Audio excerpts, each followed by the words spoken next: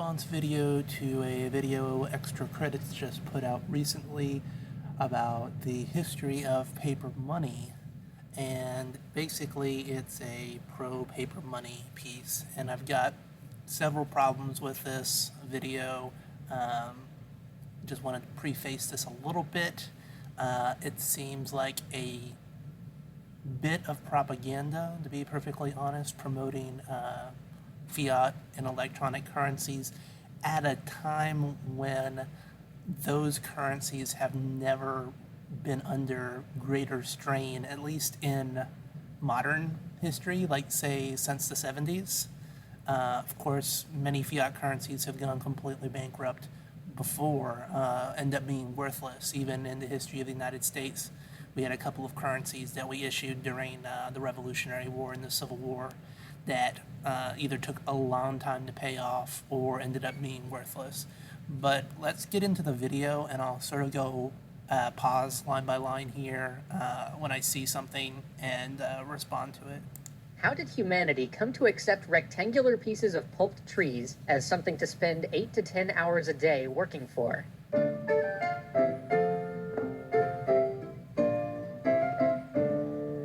It's a pretty insane story. This change from hard currency like gold or silver is a really huge deal. Without it, we couldn't possibly have the massive industrial and post-industrial economies we know today. Okay, assumption number one. We couldn't have all the great stuff we have today unless we have infinitely dilutable fiat currency. First off, we didn't really leave the gold standard until 1971, which is when Nixon closed the gold window. Up until 1971, if you were a foreign merchant and you held US dollars, you could go to a facility where they would exchange your US dollars for gold at a fixed rate. Now, it was illegal for Americans to own gold at the time, but that's because if you lived in America, the government could come and kill you if you owned gold. So yeah, that's not exactly a moral argument for why Americans weren't able to have gold. But basically, the gold standard was not broken yet. We were an industrial society, we were a modern society, and all the stuff that we enjoy now, we enjoyed then in basically lesser forms, except central banks didn't control absolutely everything at that point. Let's keep going.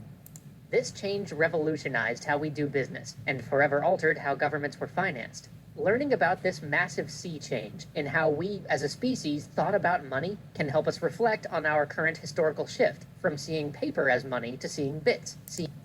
Okay, this isn't as big of a shift as you might think, because especially since the gold window has closed in 1971, the amount of notional money in existence, money on people's balance sheets and people's bank accounts, and the amount of actual available paper money is significantly less. You know, for every paper dollar in existence, there's something like 97 is something covered at like something 3%. So we already rely on notional bits and bytes as our currency. Every time you swipe your debit card or credit card, you're already doing this. So it's not some kind of, Bitcoin. Yes, it's nice in the crypto sense and trying to get outside of the control of a government, which is actually the best part of Bitcoin. I wouldn't say Bitcoin is a great store of value, and it has other kind of crisis issues related to it, like needing electricity to operate. Hurricane hits, how are you going to transact in Bitcoin? Not going to really help. Let's keep going. Digital ones and zeros as money. But before we can get to the exciting story of people trying to convince other people that paper was worth something, to understand why this is such a huge deal, we have to discuss a bit about how we thought about money before paper. If we go way back to the beginning of society, we find trade. Before early humans even really settled down, there's evidence that when we met, we exchanged things we had made or things we'd found. But as soon as humans started to cultivate the earth and form societies, we started to specialize, and that meant that we not only loved to trade, we had to. Now, often when we think of trade, we think of long-distance trade. We think of caravans loaded with exotic goods. But for our story, we have to talk about local trade, because here's where we run into the problem of coincidence of wants. Or rather, we run into it everywhere, but if we fail to solve this problem at the local level, society breaks down, and we can't have the specialized trades we need to run anything beyond the smallest gathering of people. So, what is a coincidence of wants? It's the basis on which trade can exist. Let's say that I make shirts, and you grow food. Well, if you want a shirt and I want food, awesome, we can trade. But if I don't want your stupid food, or if you're all full up on shirts, well, we can't trade, can we? And that starts becoming a real problem for society if I want food but you don't want my shirts. Maybe I can find somebody with some third good that you do want, but that means that a lot of time is consumed by trading, and if I can't find some other good you want to trade for, well, there's gonna be trouble. And this problem runs even deeper than we sometimes think about when you consider the lack of refrigeration and transportation. Imagine I'm a fisherman and you're a farmer, and let's say that we want to trade. Well, there's this problem. Your harvest only comes in once a year.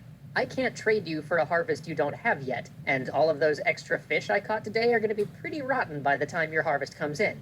And while this may seem like a very specific example, trade for food was probably the most prevalent trade of the ancient world. So we need to find a third good that we both want that we can trade for. Okay, several people have already raised this issue in the comments of the original video, but barter is a hotly debated issue. I mean, obviously, if you're going to say in the whole history of mankind, was there barter? Obviously, somewhere along the line there was, but we're talking about local trade here. And what people tend to forget is that your living arrangement, your village, people didn't travel that much back in the day. Your community was also your literal extended family, your tribe, as we might say. And the size of these groupings were very small compared to societies today. We're talking maybe a few hundred people. A big town would be a few thousand people, and only the most ginormous of city-states in early civilization would break into the 5 and low 6-digit figures for their population totals.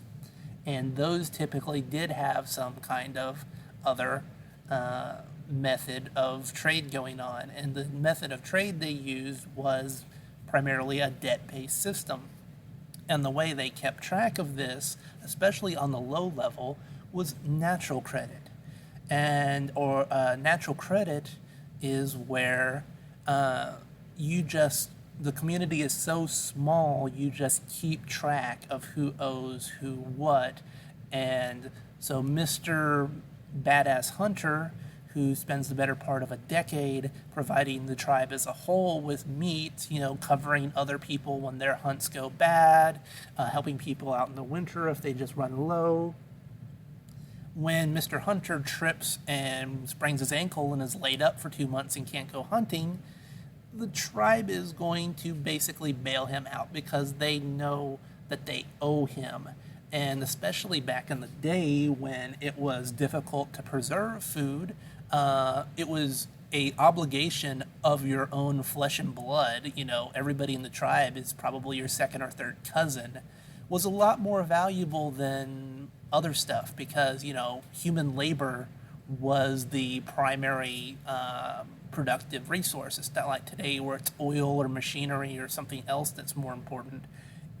It was those people's labor that was important. So natural credit was a much more dominant system early on compared to barter. So this situation just of a problem is less of a big problem than they would make you think. But wouldn't it be convenient if there was some universal third good which everybody wanted and would trade for, so we didn't have to do some long chain of bartering every time we wanted something?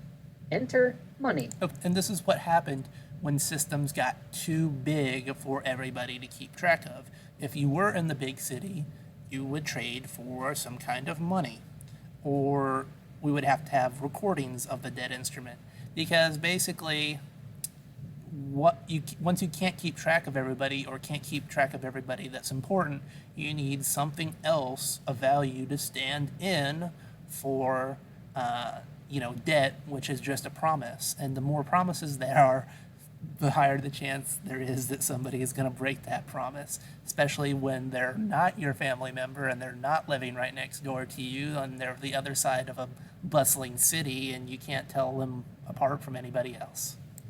All money is a third good that doesn't spoil and that we all agree has value, thus becoming a unit of exchange, an intermediary good by which all other goods can be traded. And while we often think of coins made of precious metals for this purpose, the truth is, so long as it's durable enough and hard enough to procure, anything can serve as money. Tangent time. Turns out we have used a lot of weird stuff as money over our history. For example, cattle have often served as money. I mean, they're fairly durable, they last for years, they're practical, and they're reasonably scarce. When Europeans arrived in the Americas, alcohol often served as currency. You could literally drink your paycheck. Cigarettes have often become money of prisons and POW camps. Back in ancient China, money in the shape of tools and then knives became some of the first examples of precious metal money. And, my personal favorite, on the island of Yap, gigantic limestone donuts serve as money. They are so huge that once they are brought to the island, no one even moves them. They just remember who owns which ones. In fact, all of these stones had to be quarried off-island because there's no naturally occurring limestone on Yap. And once, when a crew was coming back from a quarrying expedition, a storm hit and sent their stone to the bottom of the ocean. But the crew survived and told everybody what had happened, and the islanders decided that, it still counted. So, to this day, somebody owns that giant piece of stone money at the bottom of the sea. And even though it's not really in use today, for hundreds of years that stone was used to buy and sell things, even though no one had ever seen it, giving Yap, in some ways, one of the most forward-thinking monetary systems before the modern era. But if we want to talk about the king of them all, the form of money that has been used the longest and over the widest expanse of the globe, we have to talk about one thing. Nope, not gold, although in fairness, that's what I would have guessed too. Nope, it's the cowrie shell. This just seems completely false on its face. Given the volume of gold and silver over millennia, cowrie shells are not a dominant form of currency outside of, I guess you might go back in time and say, oh, look, they used it from this period to this period, back when populations were almost nothing and trade was almost nothing. But when you look at large-scale trade, international trade, large trade, what's been accepted by the most number of cultures, it's not going to be shells. I'm assuming they've got some sort of basis for this statement that they want to try to make it. It just seems like in this simplified format, it's very easy to be misled and assume that gold equals shells. And that is just an incorrect statement. It's durable, impossible to counterfeit, and without modern harvesting techniques, it's not so easy to acquire that inflation will run rampant. Anyway, tangent over, back on target, we have lots of different possible types of pre-modern money, including the gold and silver coins that we so often think of when we think of money of the past. But all of these different types of money have one thing in common. They are what we call commodity money, because their value is in the commodity themselves. Even cowries were seen as rare and beautiful and could be used for jewelry and the like, and so were thought of as having intrinsic value, the same way we feel gold has an intrinsic value for its scarcity and its uses. Now that makes a lot of sense for a currency. It feels secure and reasonable. You can trust to the worth of that gold coin in your hand. I mean, after all, if you're used to trading one thing for another, why would you ever trade something valuable like a horse for something worthless like a pile of paper? But for gold or for cowries, well, that's another story. But when your economy grows, this system starts showing some of its limits. For one thing, commodity money is heavy. If you're doing massive deals, it gets really hard to transport. Not that heavy. When you consider that in medieval England, the average laborer's pay was 6 pounds of silver, and then you could exchange said 6 pounds of silver for probably half a pound of gold. You're talking about somebody's, annual income there. So you could literally, in half a pound, carry a year's wages. Let's keep going. It's risky to transport across lawless lands. Commodity money... That's true, but people had solutions for that.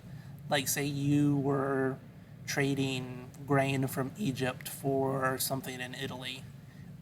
What the two companies would do would just be to maintain a ledger and keep track of who owed who what for a specified period of time. And as long as the obligation didn't exceed a certain level, exceed their line of credit, they would just settle up accounts whenever it was necessary. So they would send one heavily armed flotilla or caravan with the actual gold. And of course, here's the thing, bandits weren't that picky. I mean, if you have done anything on the history of pirates, they were just they were out there for the goods too. So if you were transporting food or sugar or booze or whatever else, bandits didn't give a shit. They would take that too. Let's keep going. Money is also often subject to debasing, where somebody, usually the person who should be responsible for making sure the currency maintains its value, waters down the whiskey, or takes a gold coin, melts it down, and reforges it with a bit less gold in it, and passes it off as worth the same amount. Okay, suggesting that commodity money is weak to debasement. This is true, but if you're promoting electronic or fiat currency as superior, it's definitely not superior in this aspect because it is much, much easier to debase paper money.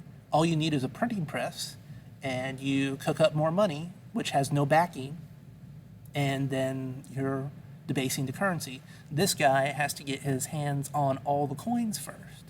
And that means he either has to tax it, which people hate to pay taxes, or he has to literally use force to get people to give him all the money back so he can debase it. So it's a much, much, much more difficult process when you're dealing with a commodity currency than when you're dealing with paper or electronic money.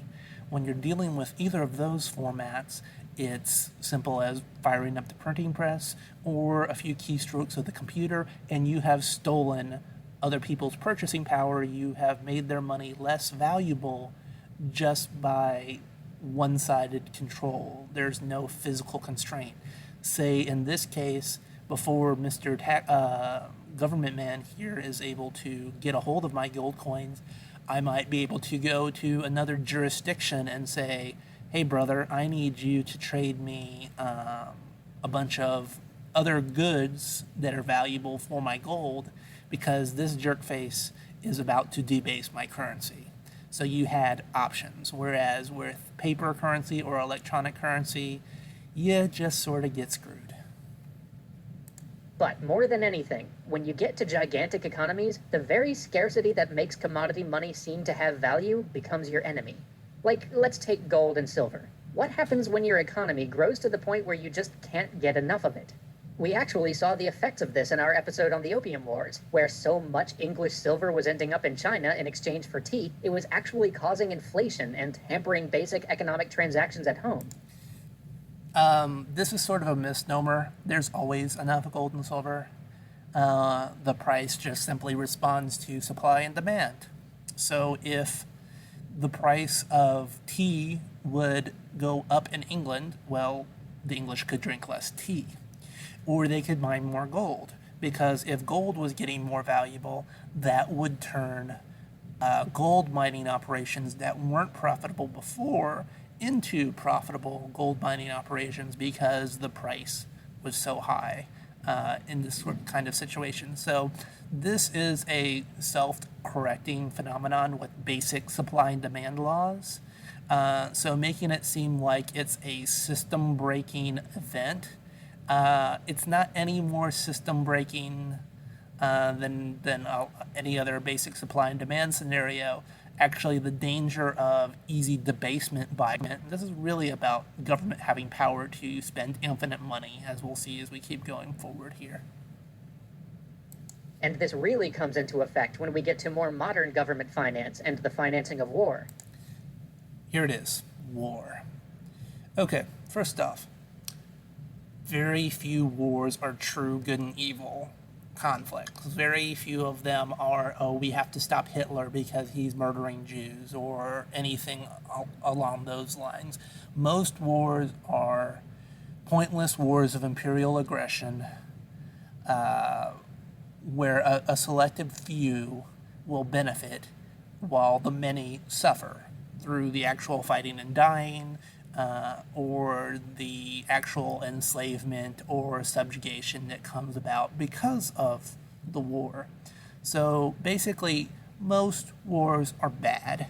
So anything that enables bigger wars is also bad.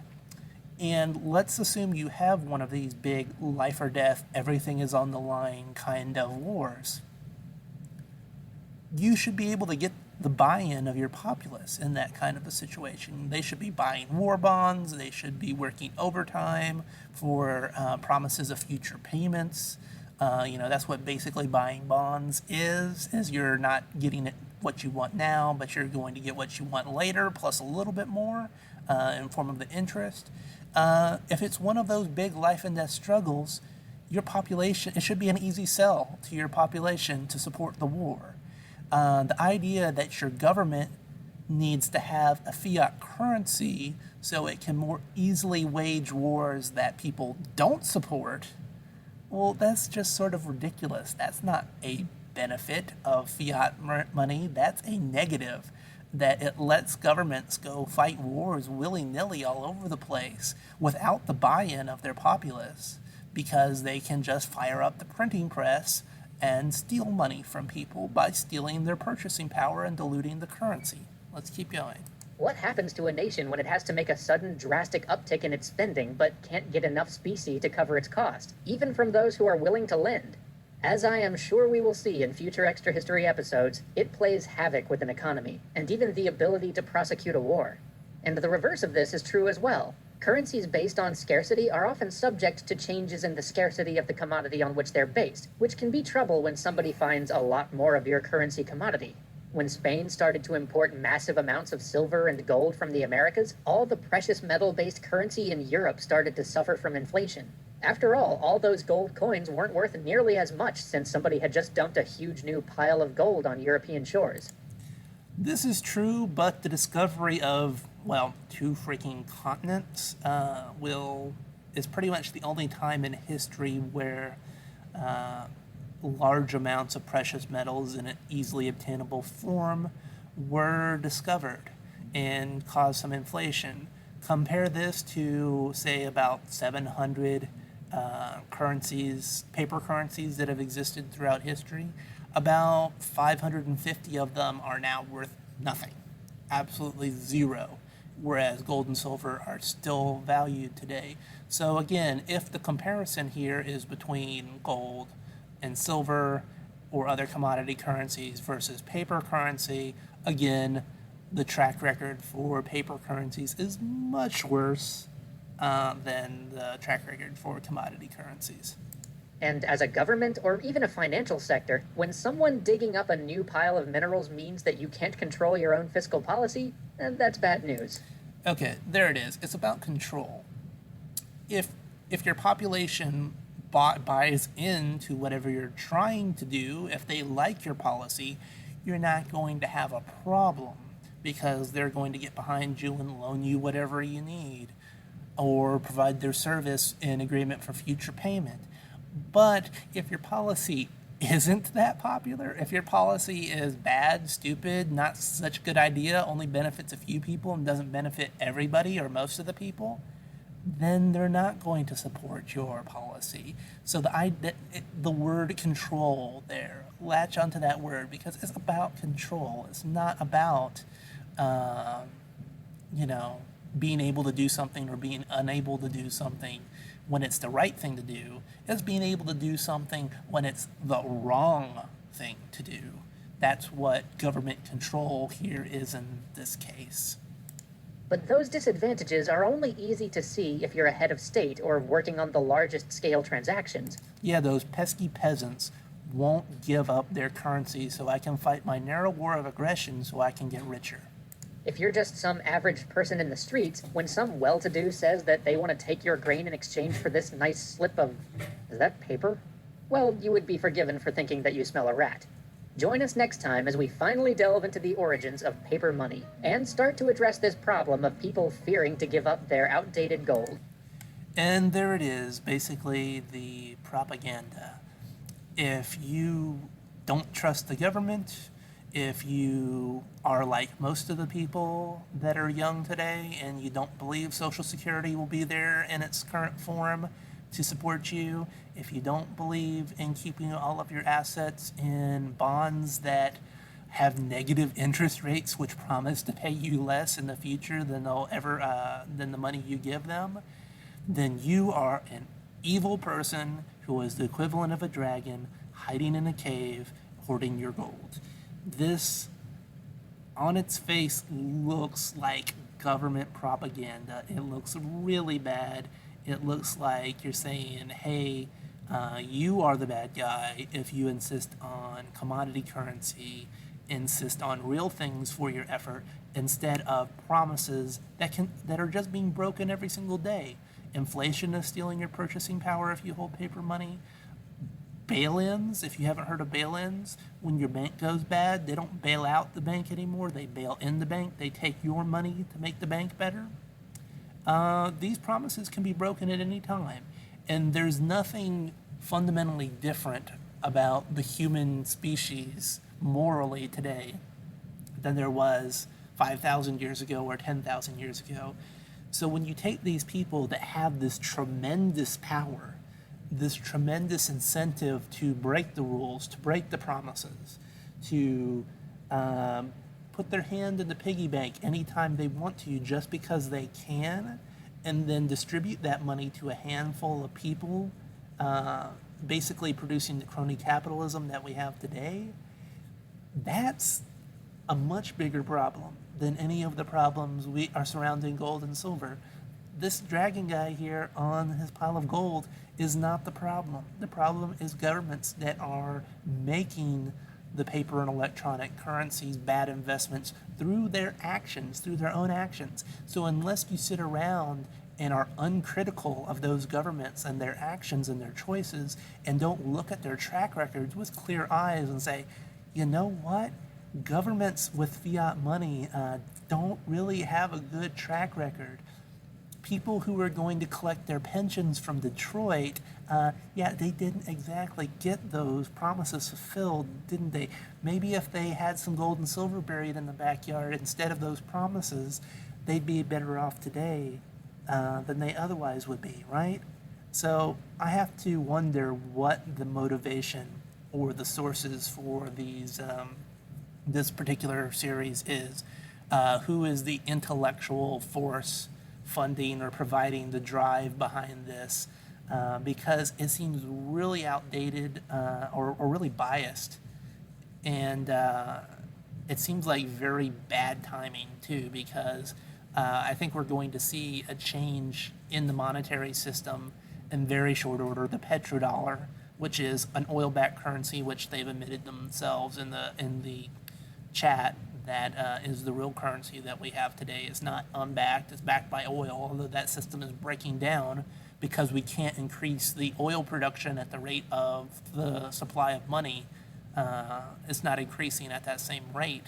So that system is breaking down. We're kind of in this transitional period where everybody who really is honest has admitted that the old system is broken, but we don't have anything prepared, or we don't have enough international agreement on a new system to establish, because the other big players, the Russias and the Chinas of the world, they're not going to take America's promise at face value anymore because the dollar is being debased more and more often.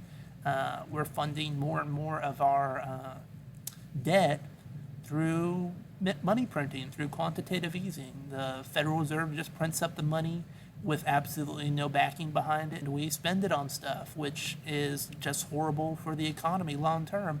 And the Russians and the Chinese don't have to take it. Maybe the average American is dumb enough to take it. It helps that they're manipulating the price of gold and silver, by rehypothecating gold, which means selling paper gold and promising that you have it, and it's really not there. But anyway, I don't understand this video. I mean, I always thought extra credits was kind of harmless hippies, like peace and love, man, kind of a harmless stoned hippie with its kind of worldview and politics. That's why, I gave them a pass. I liked the quality of their content, even when their politics kind of got off the rails. But this is really an instance where you got to say, why are there so many lies and in this particular video that have the potential to hurt a lot of people if you take this information to heart and don't look at it critically, as we've done here. So anyway, tell me where I went wrong, if I went wrong here. Tell me it isn't a piece of pro-government war propaganda. That's what it looks like to me. I'll talk to you guys when they release another video on this topic. Bye.